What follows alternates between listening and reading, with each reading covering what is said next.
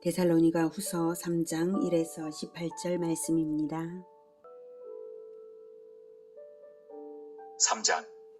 끝으로 형제들아, 너희는 우리를 위하여 기도하기를 주의 말씀이 너희 가운데서와 같이 퍼져나가 영광스럽게 되고 또한 우리를 부당하고 악한 사람들에게서 건지시옵소서 하라. 믿음은 모든 사람의 것이 아니니라. 주는 미쁘사 너희를 굳건하게 하시고 악한 자에게서 지키시리라. 너희에 대하여는 우리가 명한 것을 너희가 행하고 또 행할 줄을 우리가 주 안에서 확신하노니 주께서 너희 마음을 인도하여 하나님의 사랑과 그리스도의 인내에 들어가게 하시기를 원하노라. 사랑하는 형제 여러분, 5월 10일 화요일 저녁 묵상에 오신 것을 환영합니다. 잘못된 종말관을 바로잡는 것을 목적으로 데살로니가 교회에 보낸 두 번째 편지가 바로 데살로니가 후서입니다. 2장까지 교리를 가르친 바울은 그 가르침을 바탕으로 이제 본장에서 구체적인 실천 지침을 주고 있는데요. 먼저는 기도를 부탁하며 기도를 합니다.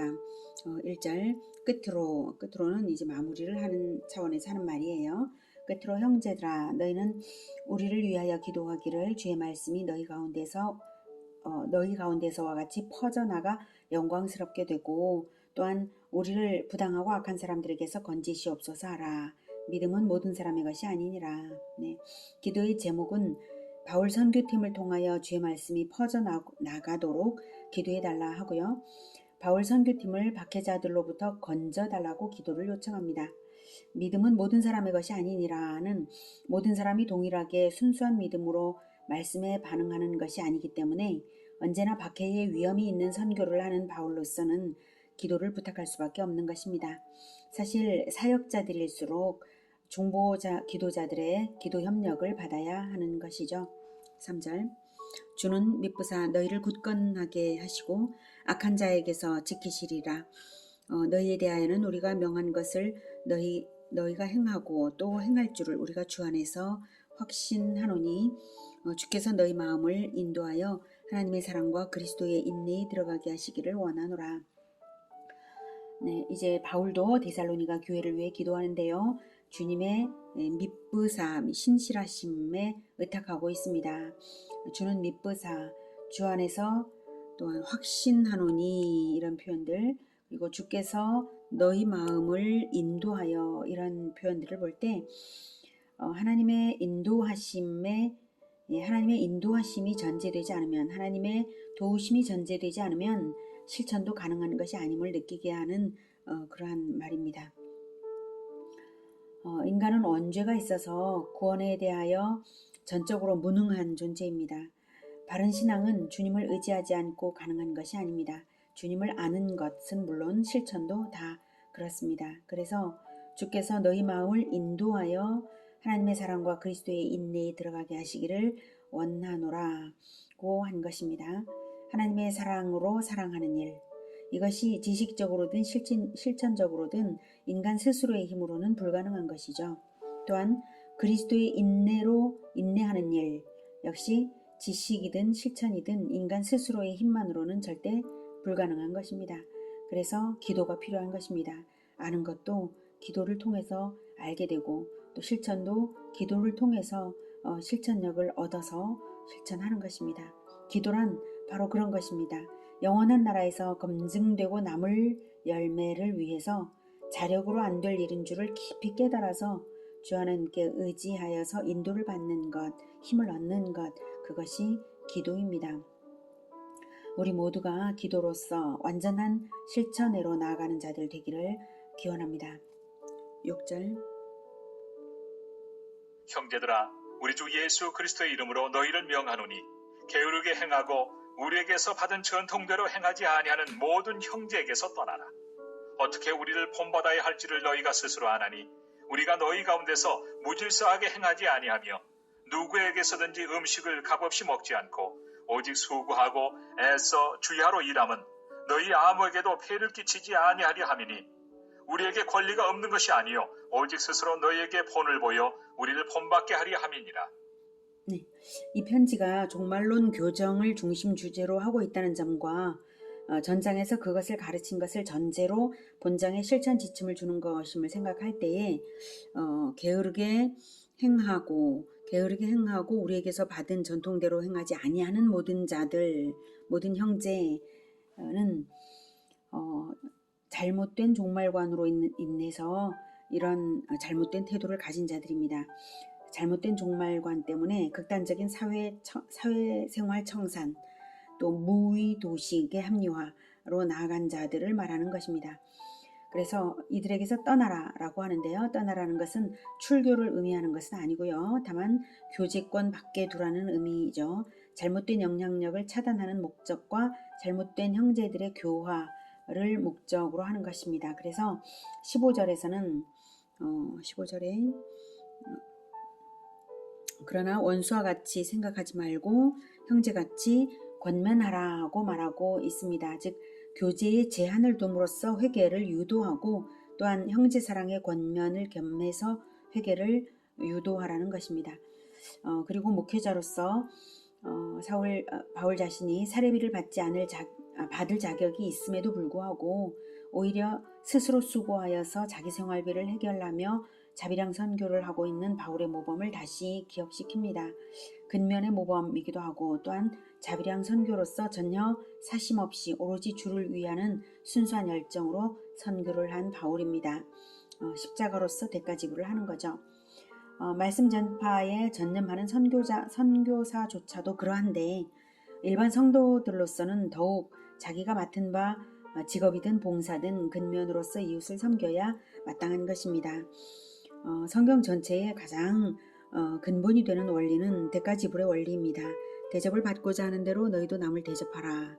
하나님께 대접받고자 한다면 이웃에게 대접을 해야 되는 것이지 뭔가 대접을 받기만을 원하고 무의도식해서는 안 되는 것이죠. 먼저 대접하고 먼저 이웃을 대접하고 먼저 하나님께 대접해 올리고 이것이 기독교의 근본적인 원리입니다.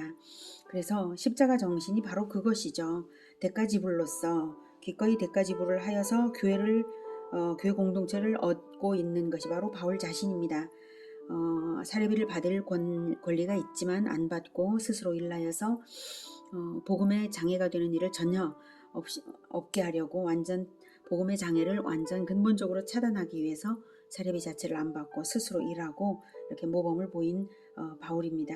그러므로 일반 성도들은 당연히 본받아서 열심으로 일을 해야 됩니다. 아무 대가 지불 없이 이제 예수님의 재림이 가까웠다는 이유만으로 무의도식한다는 것은 아주 나쁜 것이죠. 자, 10절. 10절부터 보면 이런 모범과 가르침은 생소한 것이 아니고요. 이미 전에 바울이 가르친 것입니다. 우리가 너희와 함께 있을 때에도 너희에게 명하기를 누구든지 일하기 싫어하거든 먹지도 말게 하라 하였더니 우리가 들은즉 너희 가운데 게으르게 행하여 도무지 일하지 아니하고 일을 만들기만 하는 자들이 있다 하니 이런 자들에게 우리가 명하고 주 예수 그리스도 안에서 권하기를 조용히 일하여 자기 양식을 먹으라 하노라. 네, 이렇게 자기 손으로 일하여서 먹는 값을 해야 한다 했고요. 이제 게으른 자들로 인해 힘들었던 사람들에게도 권면과 지혜를 줍니다. 13절. 형제들아 너희는 선을 행하다가 낙심하지 말라. 누가 이 편지에 한 우리 말을 순종하지 아니하거든 그 사람을 지목하여 사귀지 말고 그로 하여금 부끄럽게 하라. 그러나 원수와 같이 생각하지 말고 형제같이 권면하라. 네, 선을 행하다가 낙심하지 말라라고 하는 것은 게으르게 행하며 일을 만들기만 하는 자들 때문에 인내하며 섬기다가도 마침내는 낙심하게 될 것을 염려해서 하는 말이고요. 대안으로서 교제를 제한함과 동시에 형제같이 권면하라 라고 하는 것을 두 가지를 동시에 제안했습니다. 교제 없이 권면이 가능하지 않은 것이기 때문에 지혜롭게 권면하면서 형제간의 교제권으로 들어오도록 유도하라는 뜻입니다.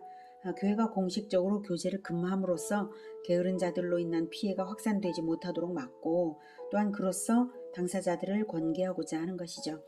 형제로서 권면하는 것은 필수입니다. 그것이 없으면 집단 따돌림이 되고 말겠죠. 따돌리는 것이 목적은 아니니까요.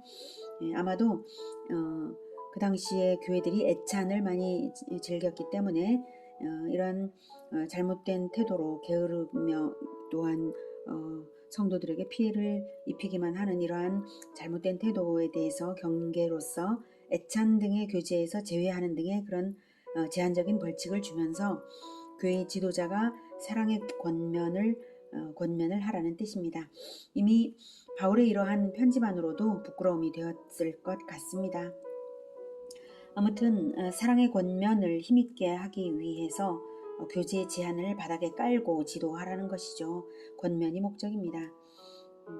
16절 평강의 주께서 친히 때마다 일마다 너희에게 평강을 주시고 주께서 너희 모든 사람과 함께 하시기를 원하노라. 나 바울은 친필로 문안하노니 이는 편지마다 표시로서 이렇게 쓰노라. 우리 주 예수 그리스도의 은혜가 너희 무리에게 있을지어다. 네. 마지막으로 평강을 기원하고요. 17절과 18절은 바울이 친필로 쓰노라고 자필 서명 및 끝 인사를 한 것입니다. 안지를 앓고 있어서 바울이 글씨를 쓰기가 어려웠던 터라 디모데나 실로아노가 대필하여서 쓴 편지 말미에 바울의 친필 서명과 끝 인사를 넣는 것입니다. 또한 당시에 바울의 편지를 위조하여서 교회를 미혹하는 사람들도 있었기에 이렇게 자필 서명을 하는 것이기도 합니다. 오늘은 진리를 오해하여서 잘못된 생활 태도를 가지고 형제들에게 피해를 입히는 게으른 자들에 대한 권면과 그들을 지도할 때 권면과 징계를 동시에 사용하라는 것과 그리고 기도를 부탁하는 것을 배웠습니다. 그리스도인들은 근면이 기본입니다. 근면은 너무나 기본이고요. 근면 위에 더 뛰어넘어서 십자가를 지는 대가지불의 정신까지 예수님께서 가르치셨는데 십자가의 능력으로 우리가 구원을 받았는데 그것을 본받지는 못할 망정 자기가 먹을 것까지도 남에게 피해를 입히는 것을 부끄럽게 여기지 않는다면 말이 안 되는 것이죠. 우리의 삶이 근면이 몸에 배어서 언제든 섬기는 자로 서고 십자가 정신으로 살고 바울의 자비랑 선교의 모범을 따라서 십자가를 지는 대가지불 정신으로 그렇게 살아가며 교회 공동체를 얻는 우리 모두가 되기를 기원합니다. 기도하겠습니다. 하나님은 참으로 부지런하신 분이시고 우리 예수님도 너무나 부지런하신 모범을 보여주셨습니다. 부지런할 뿐만 아니라 십자가 정신으로 십자가로서 모든 것을 자기의 생명까지도 대가로 지불하여서 우리를 얻으셨습니다. 그러니 우리 또한 그 십자가 정신으로 우리의 수고를 지불하고 고난을 지불하고 또 많은 것을 우리가 지불할 수 있는 것들 재능을 지불하고 지불하여서 사람들을 얻고 구원할 수 있도록 도와주시옵소서. 남에게 피해를 입히는 일은 결코 없도록 도와주시며 그런 가운데 서로 형제간의 권면으로서 서로 모범을 보이고 또 인도하는 좋은 방법, 좋은 대로 인도하는 우리 모두가 되게 주님 도와주시옵소서. 예수 그리스도의 이름으로 기도드립니다. 아멘. 이어지는 시간은 개인 기도 시간입니다.